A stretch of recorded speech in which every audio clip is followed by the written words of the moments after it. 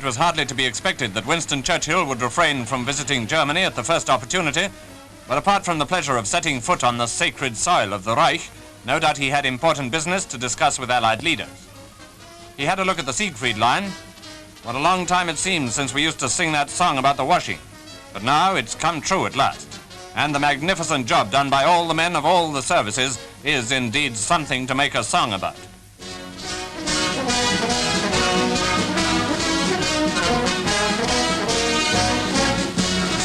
Already, the Allies had swept past the Siegfried Line and closed up to the River Rhine, Germany's last great barrier in the west. Most of the bridges were down. This scene was taken near Dusseldorf, which lies just across the river there.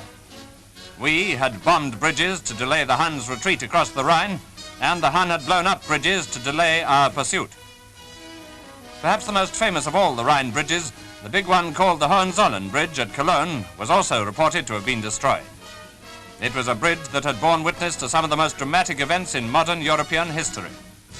At the end of the last war, forces of the British Army of Occupation marched across it. This was an historic moment and a memorable picture. After over 4 years of bloody war, Germany had capitulated and we crossed the Rhine.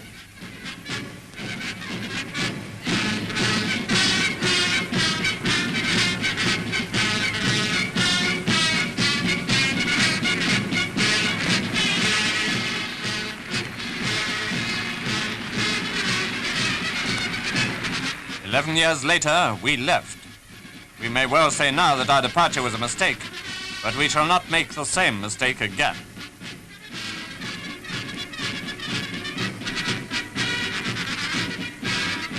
In 1936, Hitler reoccupied the Rhineland, and we might say that this picture of rearmed Germany swaggering across the Rhine marked the open resumption of German aggression. It's easy to see now what should have been done then.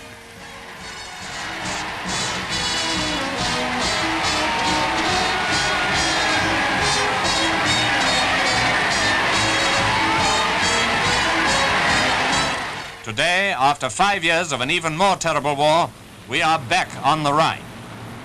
Preparatory to the American First Army's capture of Cologne, the fourth city of Hitler's Reich, also the scene of the first 1,000-bomber attack, it was subjected to one of the heaviest tactical air assaults of the whole war.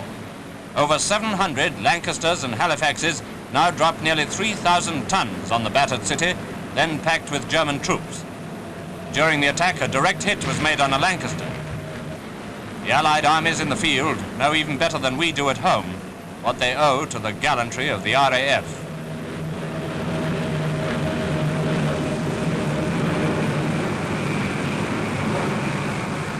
Altogether, RAF's Bomber Command has dropped 32,000 tons on Cologne.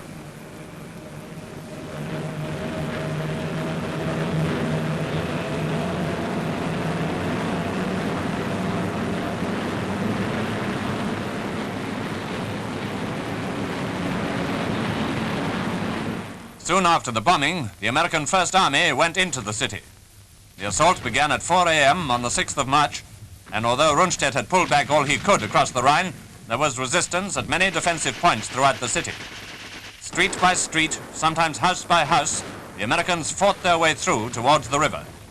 Everywhere there was abundant evidence of not only the recent heavy bombing, but of all the other bombing Cologne had received.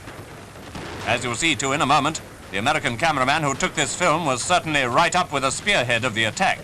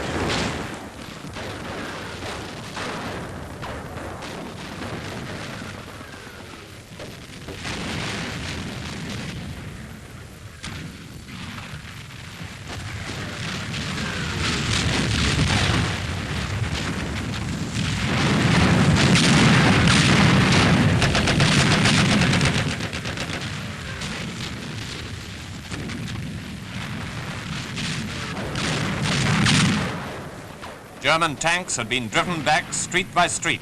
Snipers and deserters had been routed. Occasionally, German troops would make a dash for the river near the cathedral. Occasionally, a carload of civilians drove through the line of fire. Firing ceased abruptly from one of our machine guns when they saw a woman in a car, but she was already badly wounded, and the American Red Cross men went to her aid.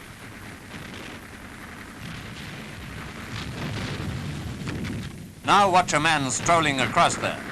Looks like a civilian, but he may be a soldier trying to escape in mufti.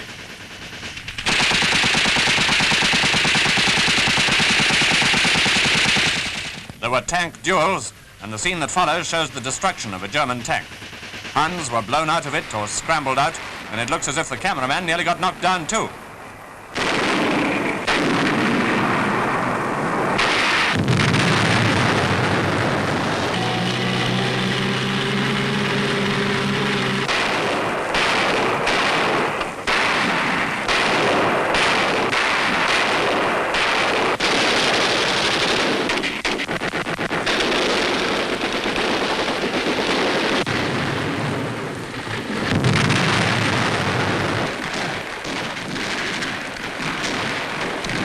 Such details were multiplied scores of times in the battle and capture of Cologne.